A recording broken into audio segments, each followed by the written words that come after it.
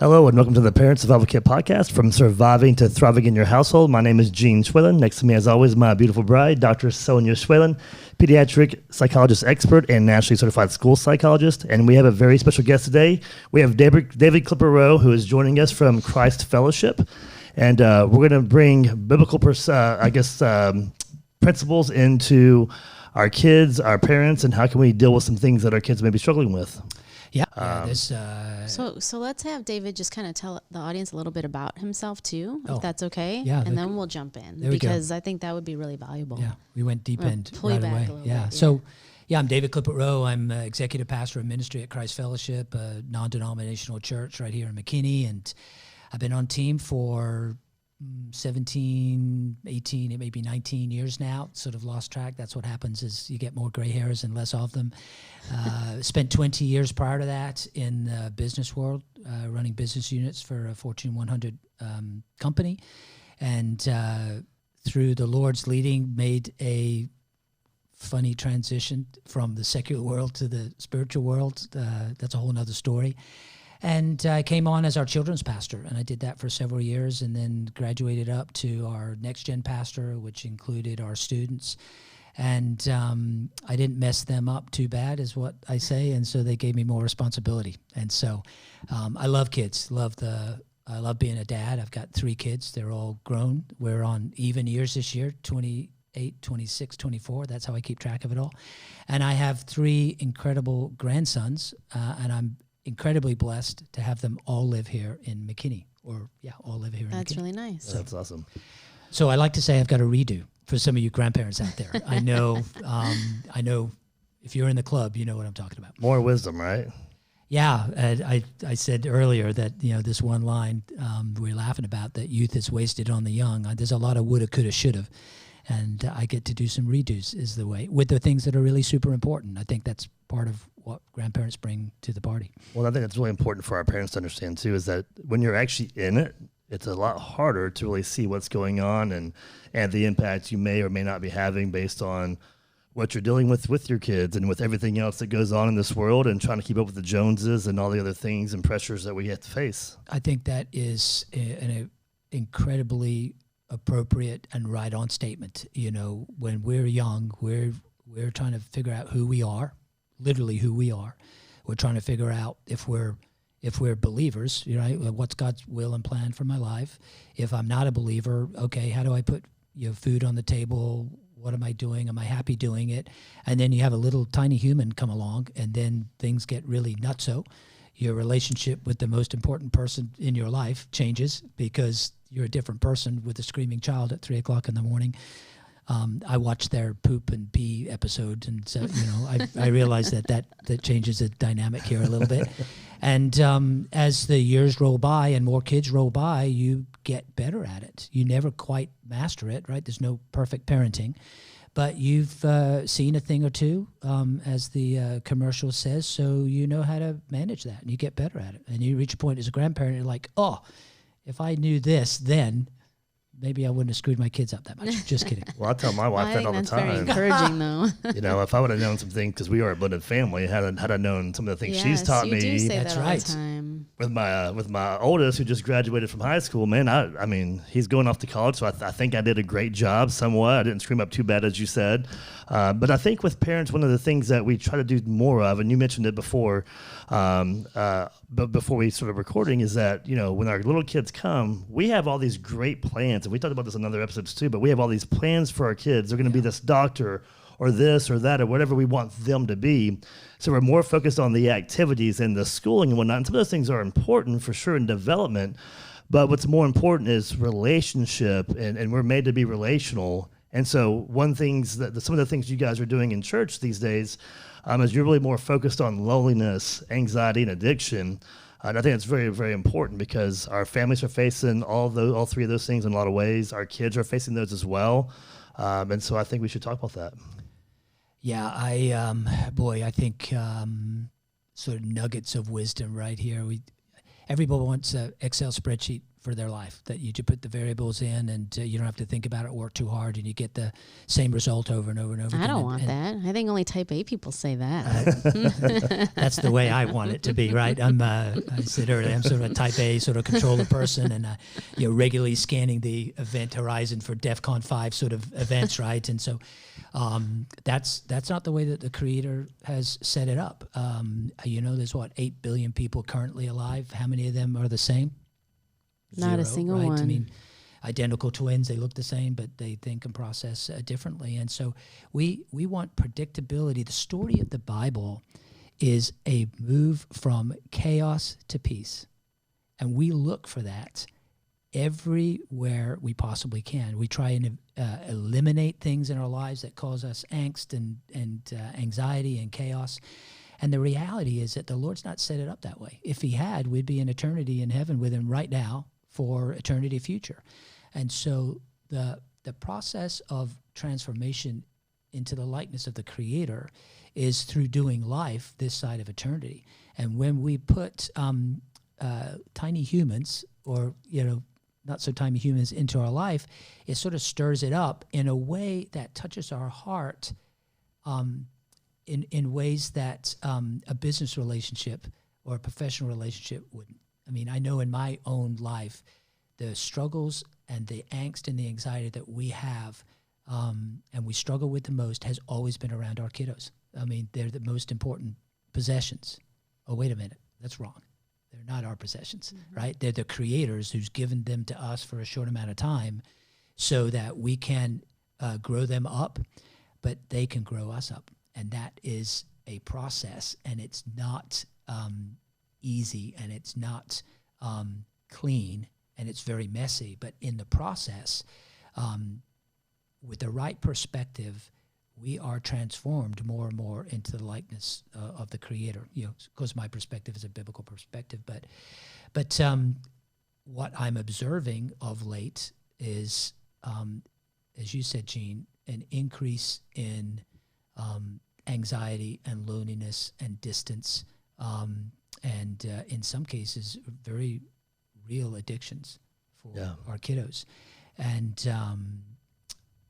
if parents were freaked out before, I'm seeing greater and greater sort of freaking out, if you will, on both of those constituencies. And I think we were talking earlier about the intersection between church and professional counseling, and the last year we've seen a really rapid increase in that as we've been forced into tight spaces with people.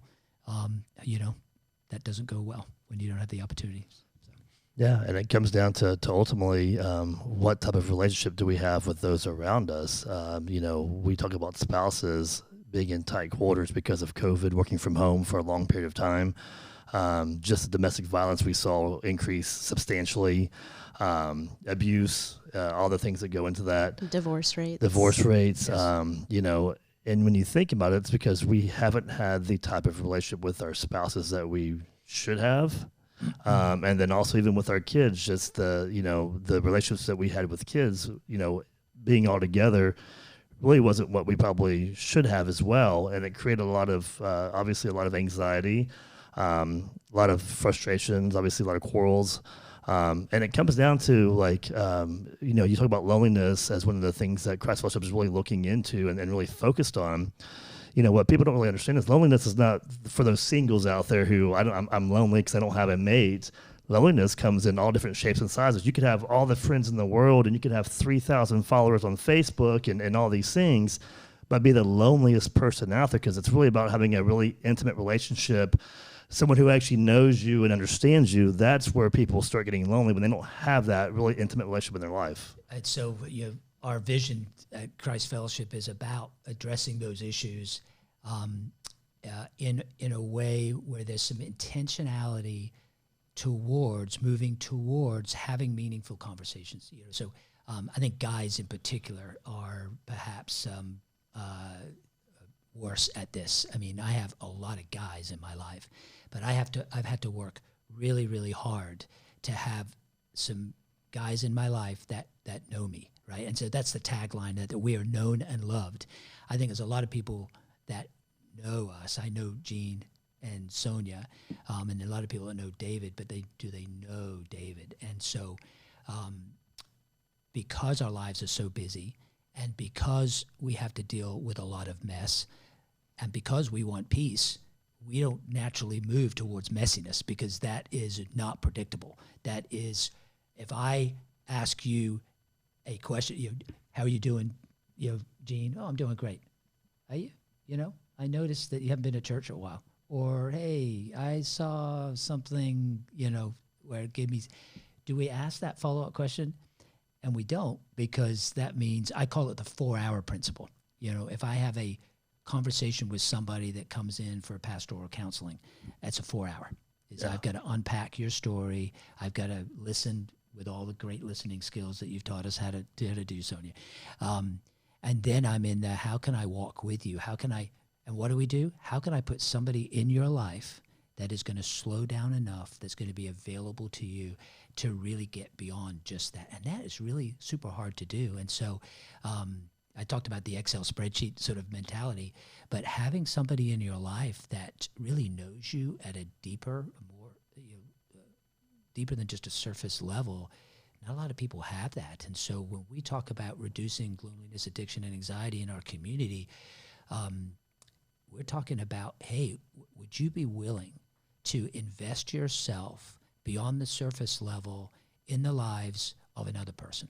Yeah. And it could be people inside your family. I mean, that's, we hear these stories of divorce rates where, the reason that we spend a lot of time together is through our children or our hobby. And when that is removed, we've got, 20, 30-year marriages, people looking across the table and saying, I don't really know who you are, because our lives were intertwined with this other third-party thing.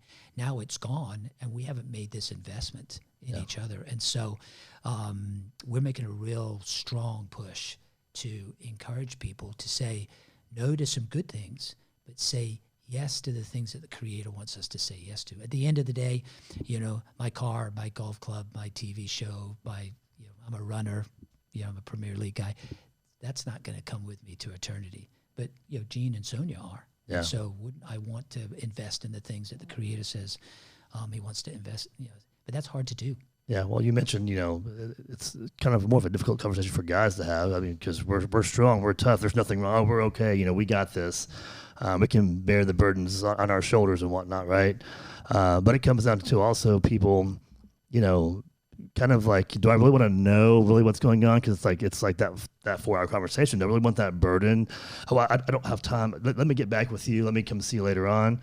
And then also COVID hit, and it gave us a VIP front row ticket to being secluded. And so it's really like encouraged more people to live separate and not be engaged and whatnot. And that's caused, as we've seen through the mental health clinic and through Next Steps Worldwide, we've seen just a humongous increase in loneliness, anxiety, addiction. With addiction, the underlying conditions of addiction, a lot of times, in a lot of cases are anxiety and or loneliness, or the combination of both of them, right? No, absolutely. And, I'm sitting here listening and I'm thinking about the initiative is to help people ask that follow-up question, really invest time and energy into getting to know someone else and building that relationship. But I think it's also really good for us to be able to talk about being on the receiving end of that, right? Because as people lately here even more, we're so used to being alone. We're so used to not reaching out, not being vulnerable, not taking the risk and even letting somebody in. I think that's important to talk about, is how do you even let your guard down enough to actually answer a question when someone does take the time to follow up. And I love what you said about starting with your own family, right? Because at Next Steps, we talk about our core values, and one of them is integrity. Well, whenever we ask new hires, what does integrity mean to you? They always say, doing the right thing when no one's looking. Mm. And I always say, well, it's actually doing the right thing even when your family is looking. Yeah. Because it's usually behind closed doors, right, with your family. They know us. That people don't do the right thing, and yet everyone's out there pretending like everything's okay and we're all fine. And I think that's true integrity, right? Well, and I think, just to kind of piggyback off that, I don't really think it's necessarily somebody at home just letting their guard down and not doing the right thing intentionally at home. It's we don't have those other people in our lives to where we can actually turn to talk about some of the frustrations, some of the things we're going through. And when you don't talk about those things, or you don't have an outlet for some of those things, it's going to come out somewhere, and it's usually going to be in the home, because those are the people that you love the most, and you kind of expect them to be able to deal with it, understand you more, I guess, or it's just a little bit more comfortable than being vulnerable somewhere else. Yeah, and boy, there's a lot to what you both said. Let's unpack it. Is that again, with the wisdom of perspective, I'm not saying that I'm super wise, but looking back, we're about ready to do this series on idols at the church. It's going to be really fascinating, right? And so at the center of idol worship is really yourself, right? And so I think in the home, we have currently or progressively over the last several decades, our desires have we have become increasingly focused on the I at the middle of what we're doing. And so with the amount of work that we're doing, with the instantaneous access to technology, the ability to do work at home. I mean, part of the issue with COVID was I'm working at home now. I'm working at home and I'm living at home and I'm teaching at home. It's just too much of something that you can't manage. And it's even called an iPhone. Well, and companies, that's true just too. Popped into my brain. Well, and companies have really researched that, and they have realized that they get more work and more hours and more production on people at home, because people will work longer because they're at home and they're in their chair. Well, and I think the casualty there, right, is the things that are important, right, which we will get around to someday. And I think this is probably a good perspective of really having a long-term perspective, specifically raising our children. I mean, we'll get around to it. We'll get around to their spiritual development. We'll get around to spending time with them. We'll get around to investing in things that are eternal. And we never get around to it because we're at the center of our world, or in the middle of it. And I think a lot about conquering these issues is throwing ourselves out and really having the right perspective of the right things at the right time. And part of that is, the iPhone world is about a quick fix world, right? So I can find anything right now, anywhere, anytime. And we're putting that up against something that's not a quick fix, right? So the parenting course that I'm currently recommending is Doug and Kathy Fields' Intentional Parenting, and the tagline is "in a quick fix world." And so we got these things, we're creating something that is intentionally meant to be created over a period of time, and we're trying to crucibilize it, compress it into something that was never meant to be that way.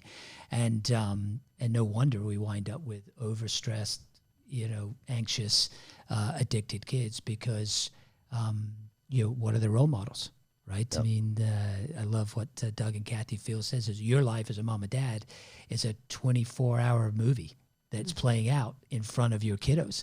And, the old adage, you don't catch what's taught, you catch what's walked, right? So you say that all the time. It's not taught, it's caught. Yeah, it's not taught, it's caught. Yeah. Well, and you say it all the time, it's you're always on. Like as a parent, you're always on. Yeah.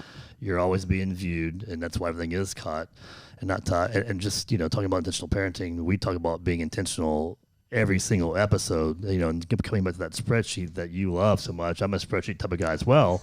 But it comes down to like the intentional parenting, like, if we're so focused on the most important things in our schedule and the things that we have to do, we can intentionally focus on, well, we need some self-time. We need some meditation time. We need some time in the Bible ourselves. We get up at 4:30 in the morning just to have that time before the kids wake up. Yeah. But then we are intentional about having our study time with our kids, doing a study program with them every morning at breakfast. We have to make that time. So it's a part of our actual spreadsheet, because we time block everything so that we teach, just to make sure that we... It's not my spreadsheet. It's my spreadsheet. Yeah. It's time blocking.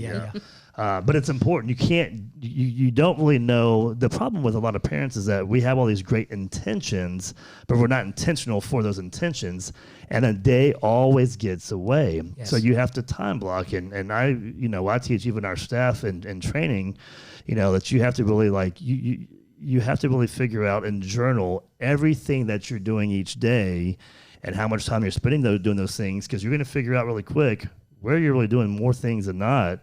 And then you can be creative with finding out, okay, well, I don't have to do this all the time, and I can do this in less time if I'm focused, and then we can spend more time doing the things we really want and need to do. And I think what's important is to create space that is unprogrammed time. I think, Deuteronomy 6:4-9 talks about, is the passage, right, for parenting, the Shema, right, is that, we got to love the Lord our God with all our heart, soul, and mind, and then we're going to pass it on to our kids. And how are we going to do that? We're going to do it two ways. We're going to do it intentionally, the breakfast time, right, that you do. But how long is your breakfast time? In the course of the time that you're up from 4:30 to, whenever you go to bed at night, it's a tiny little sliver. What's the rest of your time? The rest of the time is the along the way, walk along the way time. And what we want to do is we want to program it. We want to say, hey, okay, let me get into this 30 minutes or whatever it is, and I'm going to tell you the way it is, and now go execute the plan. That's not the way it works out. And so I used to tell this story a lot, and I'm going to tell it to you guys, is that I'm not a really good handyman person. I'm really good at breaking stuff. I'm not really good. I'm always like, I got an extra screw or two here, and I know it's supposed to go in that thing, but maybe it'll just stand on its own without it, right? So there's a lot of Home Depot, and when I go to Home Depot, I've always forgotten one thing, so I'm multiple trips is never one. Anyway, what I used to do is I would say to my kiddos, hey, we're going to go to Home Depot, right? And what I began to know was, and they would hate going to Home Depot because I'm just, anyway. You're there forever trying to find what you want, right? Exactly. And I'm not going to ask for directions because, that's a thing. It's like, what aisle is the, See, how do you open yourself up to actually being vulnerable, be on the receiving end of getting that help? Yeah. That's another episode. But anyway, here's the story, is that we were going, this is an along the way, right? So I've tried to do I'm a children's pastor, right? So, hey, Sunday afternoons, I've spent a couple hours preparing this really phenomenal devotion that I'm going to do with my kiddos, and then they don't want to do it. And then I get frustrated, and then it gets messy because it's inside closed doors, and I'm the children's pastor, and I'm embarrassed because I acted in this way. Please don't tell anybody at the church because I might lose my job, sort of thing. But what I realized was that if I created opportunities to do things with my children along the way that was unprogrammed, we're going to go to Home Depot. And I can't tell you the number of times that it would not be a word said because they didn't want to go to Home Depot. But on the way home, something is said. And I have been circling my neighborhood in the car. I mean, like, I can pull into the driveway right now, but wait, my 16-year-old son who doesn't say anything but grunts every once in a while is now talking to me about, it's like, hey, I will drive to Waco and back just to keep this. So the power of unprogrammed, unstructured, just doing time without this little thing. Sure. I was telling you about our camp experience over the summer with our kiddos. We take 120 plus kiddos to camp, usually 1st through 6th grade. No technology. There's no phones. There's no TVs. We can't even go into the dorm during the course of the day. And they have some structured things, but they have a lot of unstructured things. And one of the things that sort of, gets my heart racing in a good way is seeing multi-generational kiddos, multi-gender kids, just acting as kids, just having fun. I was coining this phrase earlier, that they are free to wander, W-O-N-D-E-R, and wander, W-A-N-D-R, within the confines of that space, just to be kids and explore the way that God's created them without this rush. Hey, I've got football today, dance tomorrow, choir on Wednesday, you've got church on whatever, and then was like, they're stressed out back to the addiction and anxiety.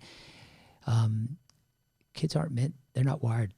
Well, it's funny you said too about technology, because Gino has gone to, all the way from young age all the way through high school. He went to camp every summer, Camp Wow. And then he also went on like some Trailblazer mission trips and whatnot. And so they never were allowed to take technology. And what's funny, being, involved in the church for a long time in that area, is that it was actually usually more the parents that had the bigger issue with the kids not having technology allowed to go with them than the kids not being able to take their technology. Why? Because it's a safety blanket, right? I mean, it's like, hey, I'm not going to intentionally invest in you, and I'm going to let the silver screen be the babysitter. Yeah. And then parents don't know how. They don't. I mean, it's just a self-fulfilling sort of thing over a period of time. Is that I'm used to letting this little thing, pointing to my cell phone, be the babysitter. That I've not developed the skills or ability to have a meaningful conversation with the people that are most important in my life, which is my children. Yeah. Well, I mean, even with our son, this afternoon, he had his first day where he actually was waiting tables. He's been working to go forever at a restaurant here locally, and so he actually had the chance to wait tables today for the very first time. It was supposed to be next Wednesday, but I guess they had somebody that called out today, and so they threw him in. And he's texting me, asked him how it was going, and so I said, hey, just give me a call whenever you're on your way home or before you head home, actually, because kids and even parents text so much, and there is no meaningful conversation, and you can't ask the question. It's like, hey man, just give me a call. So I have to remind him all the time to, just actually call me. Texting is for like, hey, I made it here, I'm safe, I'm on the way home, those type of things, just a quick one statement type of thing that I just need to know.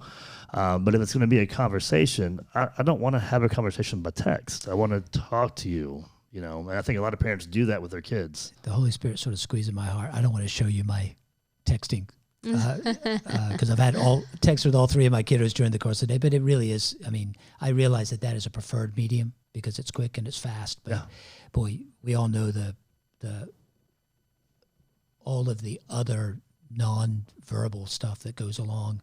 So important, right? When I wanted to hear just a voice-to-voice conversation. I mean, that's why I watched the podcast before I came here. I was like, okay, I got this email about what we're going to do. Let me actually see and hear what it's going to be like, so I can get a sense of the tone. So what I heard you say though is, with the series on Idol. I mean, I'm going to connect this and put this all together for a second. It's good to be intentional. It's good to be spreadsheeted and organized about our intentionality, but we don't want to idolize the spreadsheet either. Yeah. And so we need to be in the moment and prioritize that sacrifice, right? And meet the need of the person in front of us anytime it can come up. Yeah. Right? Yeah. Well, and the thing is, I mean, Satan is always at work. We're talking about spirituality. I mean, so all those planned, great devotionals you have, Satan's going to always try to come up with some way to detour that. And one kid has to use the bathroom. One kid gets frustrated. Somebody's yelling. Somebody's screaming.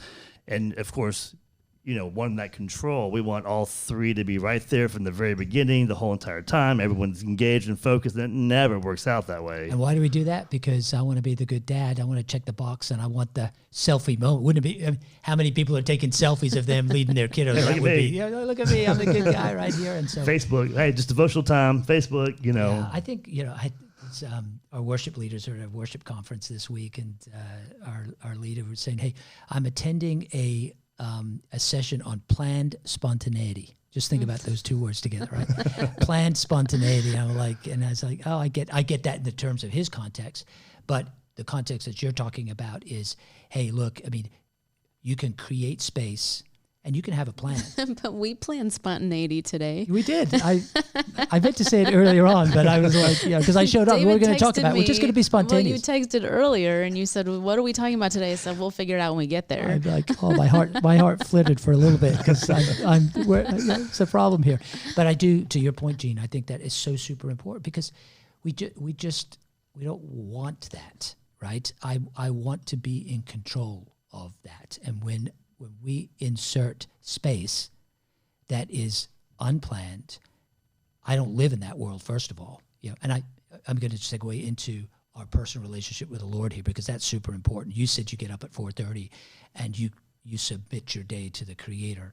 I'm a morning person too, and that's my rhythm, right? Is that, hey, these are my plans for the day, but I certainly want to be available and receptive to what your plans might be that might be contradictory to my plans. And we don't live in that space. We don't live in that space well because I've allowed other non-important things to invade it, and they have become idols or they have consumed what should be an opportunity for me to invest in other people's lives. And unfortunately, just to bring it full circle for kiddos, we don't invest in these little works in progress that are looking to us to help them, help them grow up and launch well. Well, and when we plan these conversations and these devotionals and these Bible verses, another thing that happens too is that they may not be in that same mindset, or,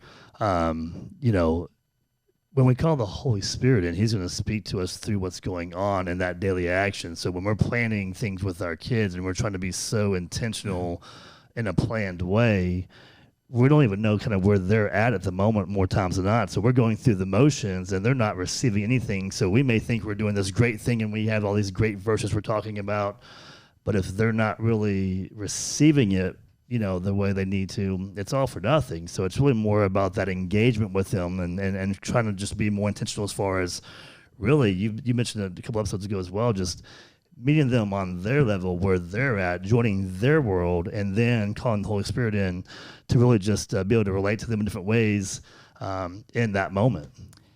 Boy, there's so much in there too. And this is an area for me where I've struggled. I mean, I am a teller. I'm not an asker. I saw a parenting profile where they were talking about drill sergeants and helicopter parenting and law. I want to tell you the way it is because I've got some wisdom here. I mean, that's going to hurt. Don't do that, right? And that's what we try and do because that's as simple. If you just do what I tell you you're going to do, it's going to work out well for you. Life would be great. Yeah, life would be great, right? And even if for all of us, because we don't want people to hurt or experience pain, and but the reality is that's part of the process, right? The biggest learnings of my life have been the failings in my life. I mean, I can talk about being a better parent, not because I was a great parent, because I was a crummy parent a lot of times, and it's like I've got some experience here, and so, but we don't want to do that. And I think I talked a lot about Type A people. I'm a Type A person. I mean, if everything went the way I wanted to go, everybody would be great, but I wouldn't be great. Right? Well, one of the greatest sayings in the business world is telling is not selling, right? Yes. And when it comes down to it too, one thing I used to love about Zig Ziglar, he used to talk about like taking your family and marriage from a business approach. When we talk about business, I mean, I do it all the time in business, that the one way we succeed faster is a W rate of failure. And that made me also a really great coach for our kids, because when I coached baseball and basketball for our kids, and parents used to love it, I used to tell our kids, look, you're going to fail, and that's great. We fail forward. So if you're not failing, you're not growing. Yeah. But when it comes to parenting, we don't want our kids to fail ever. We want to be that helicopter parent, or we want to make sure that we're giving them all the instruction and don't do this, don't do that. But that failing is how they learn how to succeed.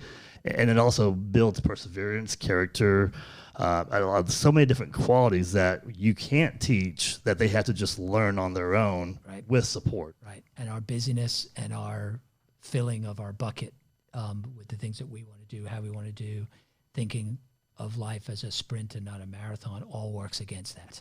Yeah. Boy, if you doing your kids' homework, guilty, Well, it's funny you said it too, because I struggle with this as well, like that, trying to achieve things, by a certain time and whatnot. And so I was playing tennis last night.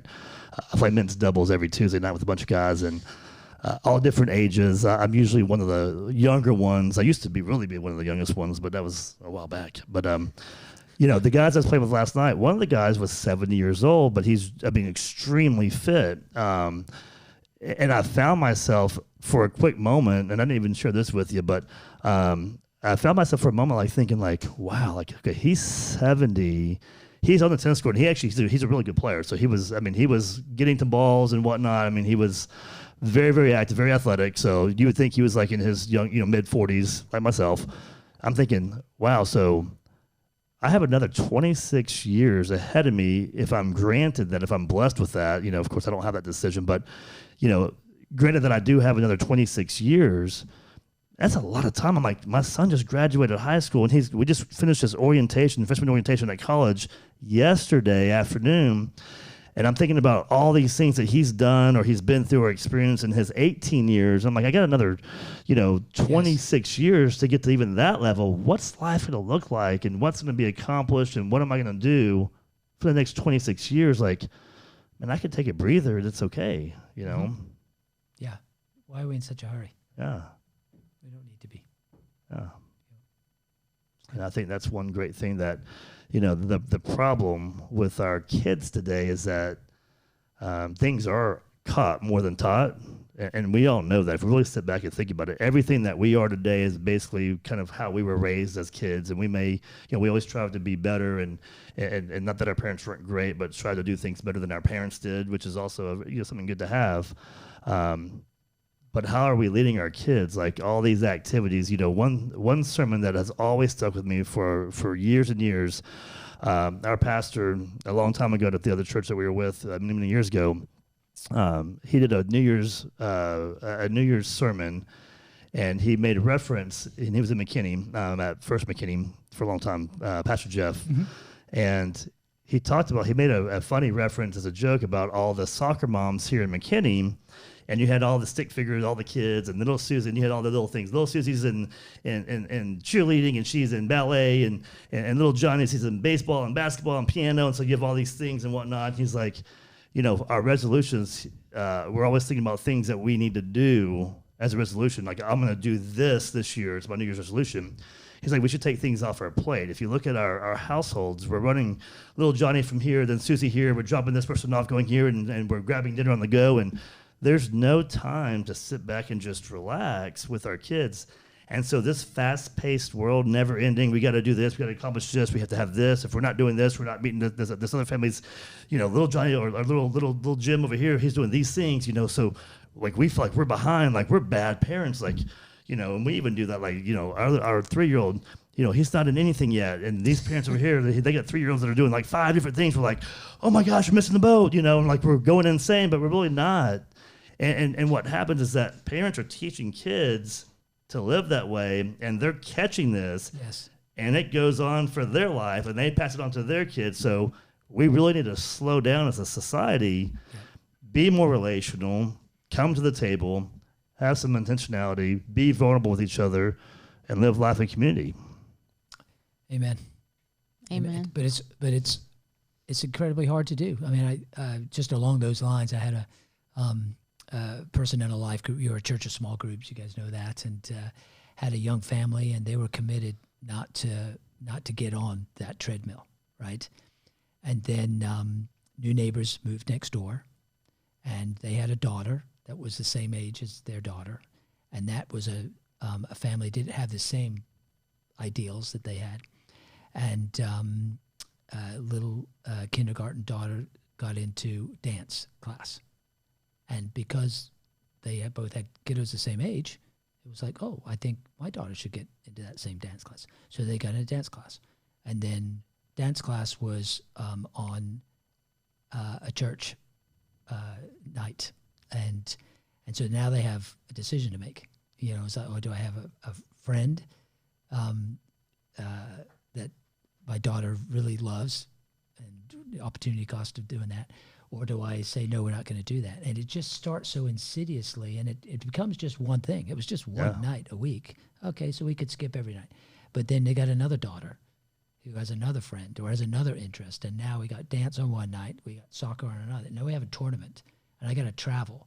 But this friendship is really, and so the setting your family goals and being intentional about what you're going to invest in and what you're willing to say no to, ahead of time really does help craft how you spend your time and how you invest over time, and really become the kind of parent instilling and passing on the kind of values that not only you talk about, but are acted out in real tangible and practical ways as you do your 7 days a week, 24 hours a day, whatever that looks like. And to your point, we're building a building foundation up. We're not like get up one day and here's little graduated Johnny.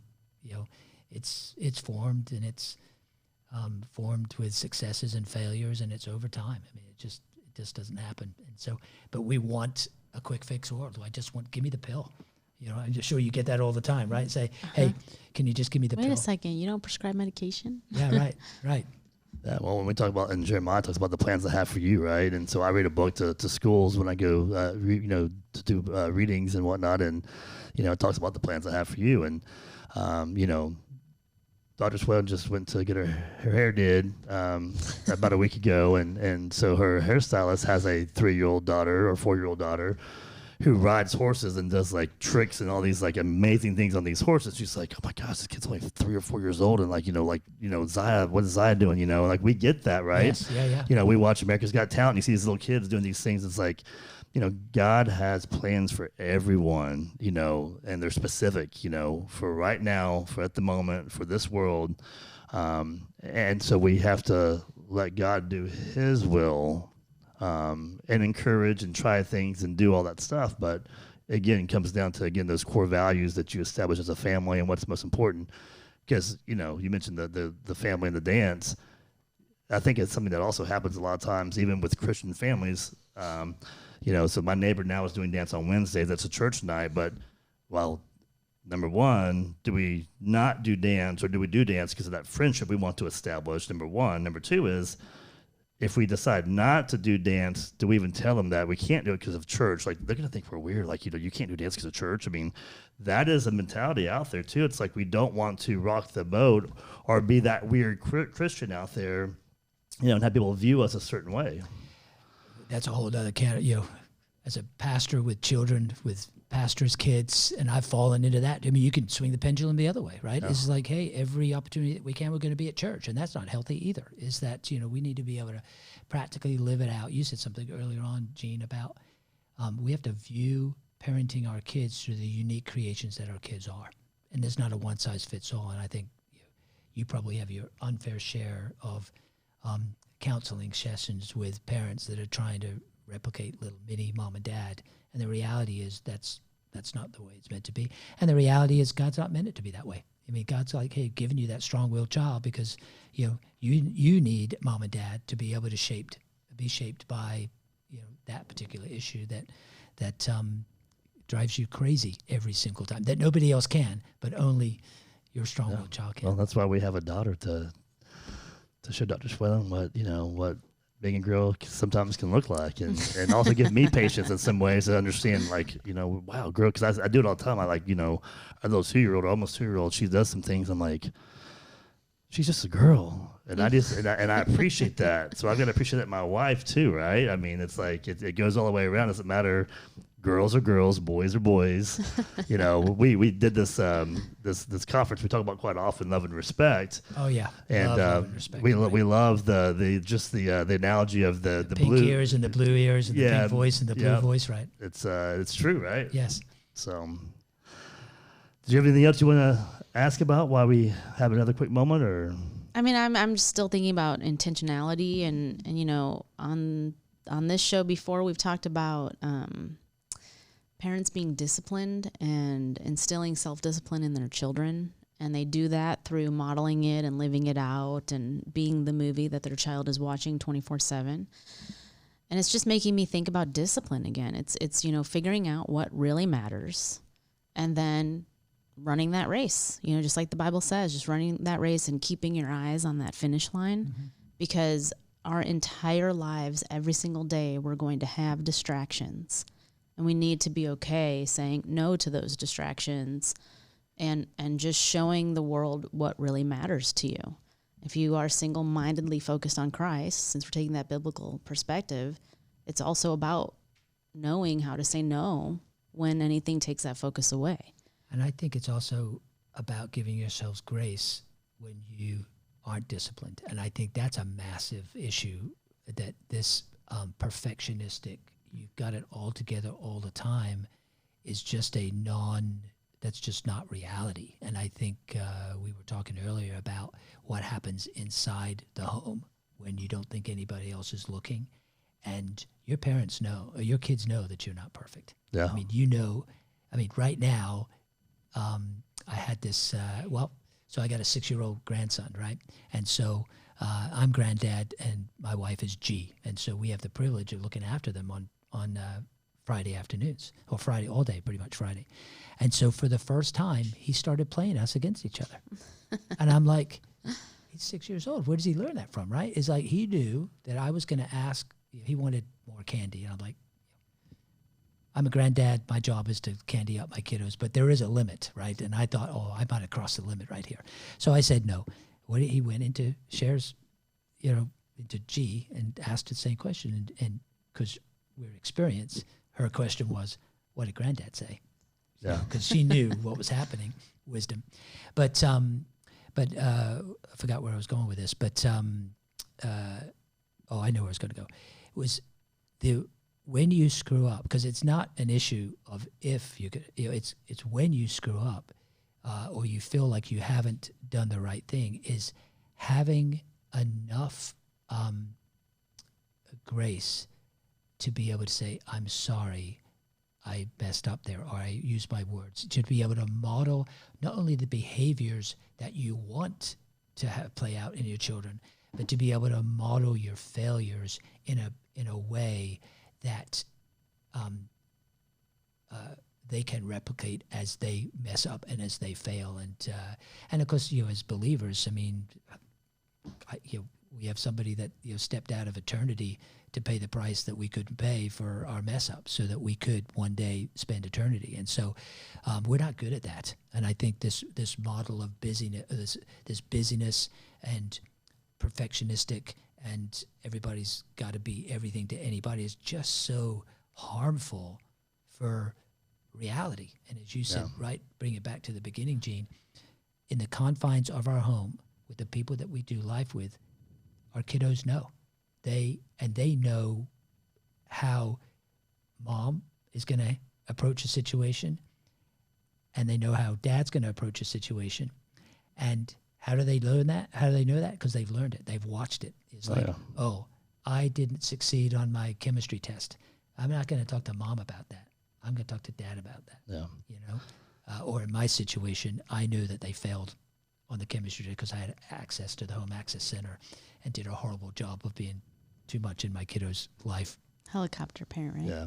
Well, and you mentioned like the perfectionists that we have and whatnot. I think that's where we struggle also in our homes, is that even with the church, a lot of people don't want to take their problems to the church, especially those who are a part of the church, who are regulars of the church, because, is it because I did something wrong? Is there sin? Is there shame? Right. Things like that. It makes it difficult for us. So, encouraging people to be able to open up, even our kids, and seeing that is a great way to model. And one thing that you talk about just the nonstop chaotic, schedules that we have, even with our older son, I've been telling him a lot lately, when we have some one-on-one time or driving in the car and whatnot, I tell him that, he loves to work and he loves to make money because he loves to do things, and he loves cars. So he loves to buy things for his car.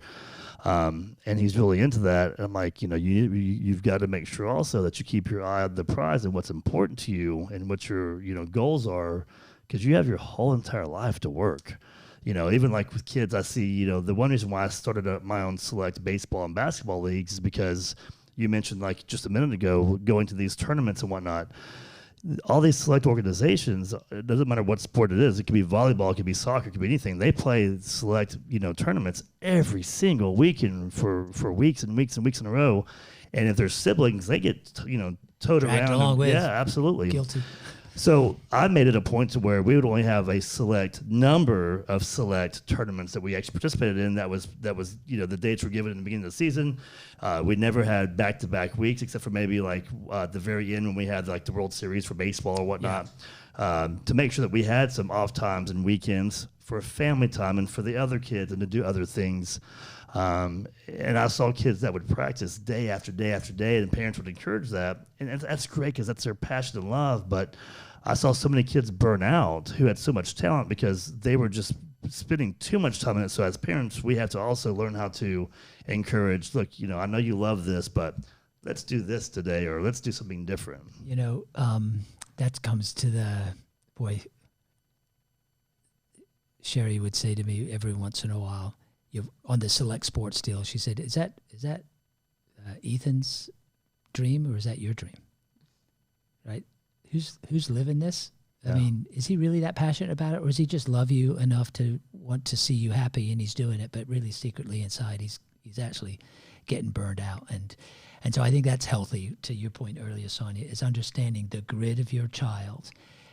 Because I'm a sports guy. I grew up in England and played soccer 7 days because I was passionate about it. Yeah.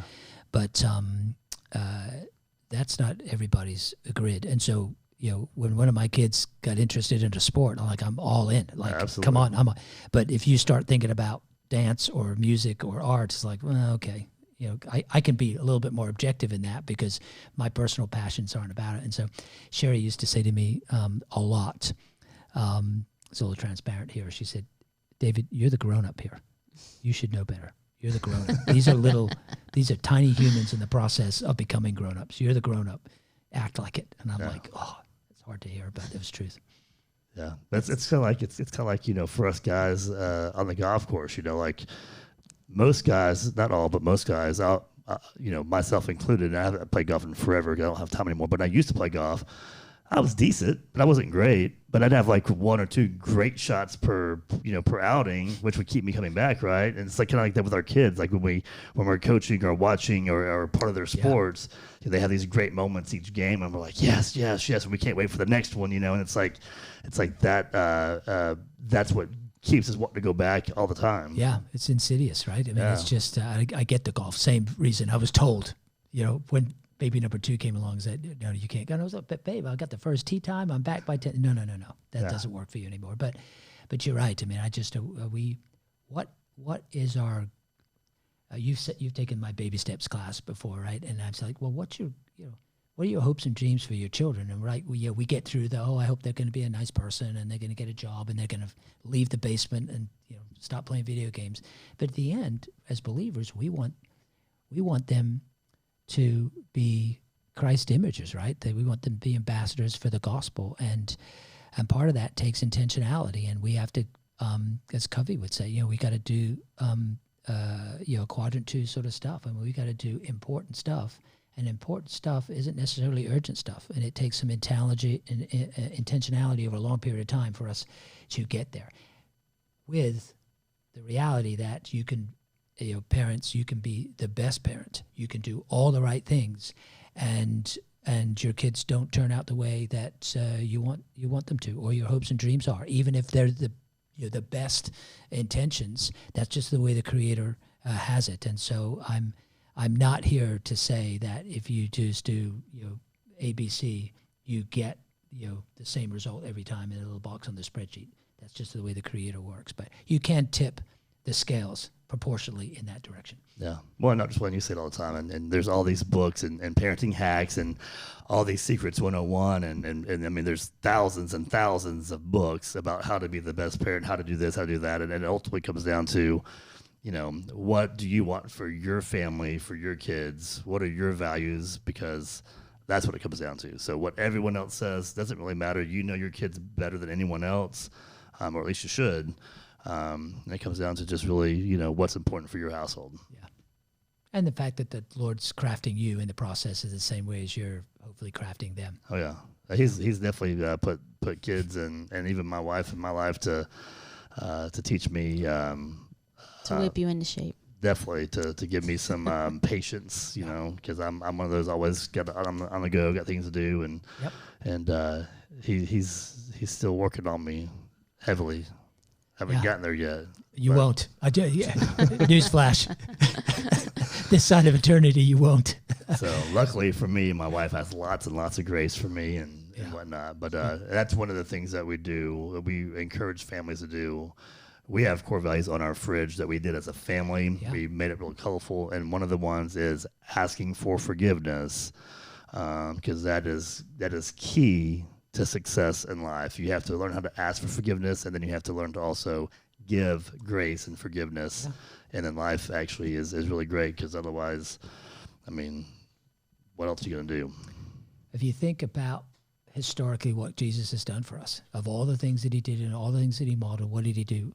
He extended forgiveness through faith and belief. I mean, if that perhaps is the poster child for what he wants us to do in our relationships, and if we get good at that, I think that's a big rock on the scale of helping your children, put their faith and trust in him. So absolutely, it's good to do.